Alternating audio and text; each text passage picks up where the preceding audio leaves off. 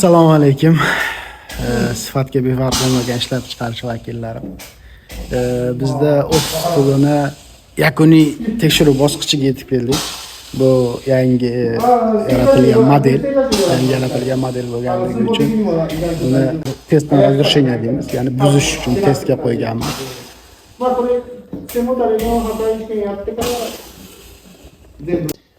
Bosayotgan kuch 100 kilo. Ya'ni o'rindiqqa 100 kilo bosadi. Suyanchiqqa spinkaga 560 newton bo'lsa 56 kilo bo'ladi. 56 kilo bilan shu stul singunicha test o'tkazamiz. Qancha muddatga yaroqliligini tekshirish. Imkoni boricha odam o'tirgan simulyatsiyani chiqarib berishga harakat qilishimiz kerak. Bu yerda mana ko'rgan bo'lsanglar, oyoq qismini qotirib tashlaganmiz. Oyoq qismini qotirganimiz sababi oyoq qismi harakatda bo'lmasligi kerak. Yaqinroq ko'rsataman. 100 kilo kuch bosayotganini oyoq bilan bo'lsa bo'ladi. Oyoqni qanchalik pastga tushayotganini ko'rishingiz mumkin.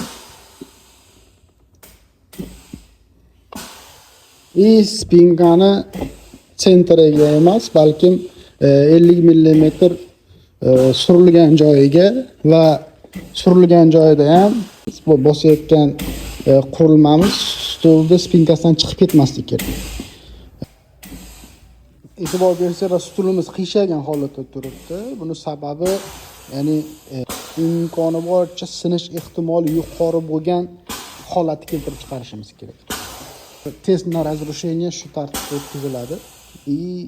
Foydalanayotganda to'g'ri foydalanish holatida stulda hech qanaqa muammo bo'lmasligi mumkin, lekin noto'g'ri o'tirish, ya'ni doimgi holatdan tashqari bo'lgan holatlarda qanday dosh beradi, qanday sifatga bardoshliligini, sifatlimi yo'qmi, shuni tekshirish maqsadida imkoni boricha haligi noqulay holatga olib kelib sinash amalga oshiriladi. Birinchida 10,000 marta bosiladi. Shu bir marta bosilishi bitta sanoqda ketadi. 10,000 martadan o'tgandan keyingisi yukni sal ko'paytiramiz. Ya'ni 100 kilo emas, keyingisida 120 kilo yoki bo'lmasam 130 kiloga olib chiqamiz. Buni ham xuddi shunaqa bosqichma-bosqich ko'tarib boriladi. Xullas singungacha davom etamiz. Qachon sinishini bilishimiz kerak. O'zi umuman sifatga ta'rif beradigan bo'lsak, sifatni xaridor ko'zi bilan qaraydigan bo'lsak, ikki xil ta'rifi beriladi. Ikki xil ta'rif bor sifatga. Xaridor ko'zi bilan qaralganda yaxshi va yomon. Xaridor yaxshi va yomon degan rakursdan ko'radi xolos mahsulotni.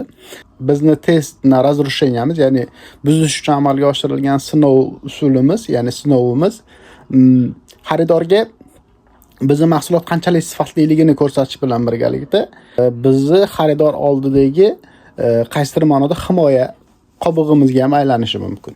O'zi test jarayonlari xaridorlarning ishonchini qozonish bilan birgalikda ishlab chiqarish vakillarining himoyasi uchun ham o'tkaziladi. Bu qanchalik himoya qila oladi degan savolga javob beradigan bo'lsak, vaqt keladi xaridor bilan o'zaro munosabatlarda har xil reklamatsiyalar kelishi mumkin. Ya'ni nomuvofiq mahsulot, xavfsizlik bilan bog'liq muammolar chiqishi yoki bo'lmasam stulga o'tirganda stul sinib ketib jarohat olish bo'lgan holatlar. Xuddi shunaqa holatlarda ishlab chiqaruvchi o'zini himoya qilish uchun ham eng avvalo o'tkazilgan testlarni ma'lumotlarni yig'ib boradi. Bizda ham xuddi shunaqa o'tkazilgan testlarda har biri lavhalar, foto lavhalar yoki bo'lmasam aytaylik, bizda seiseki deydi yapon tilida, ya'ni hisobot. Test o'tkazilgan haqidagi hisobot umumiy tartibda 5 yildan 10 yilgacha saqlanadi. Har qanday stulimizda kelib chiqishi mumkin bo'lgan muammolarni hisobga olgan holda bizni xaridor oldidagi o'zimizning reputatsiyamiz, ya'ni kompaniya reputatsiyasini himoya qiladi. Va o'zimizga bu stulimiz aytaylik 1000 newton dedik, 100 kiloda tekshirganimizda 100 kiloli odam 10,000 marta o'tirganda yoki bo'lmasam aytaylik hozir endi birinchisi 10,000 marta dedim, keyingisi yana qo'shilib boradi 20,000 marta yoki bo'lmasam aytaylik 30,000 marta o'tirganda sinish ehtimoli bor degan narsani chiqarib beradi. Mahsulotning ekspluatatsiya muddati, ya'ni garantiyli sroklar belgilanadi.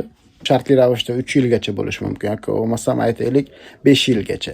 Ya'ni 5 yil ishlatganda stulda muammolar kelib chiqishi mumkin degan xulosani berishi uchun. Bizni Norris stullarimizga ekspluatatsiya muddati 10 yil deb belgilangan. Garantiyamiz esa 5 yil yoki bo'lmasam 3 yil stullarda taypiga qarab.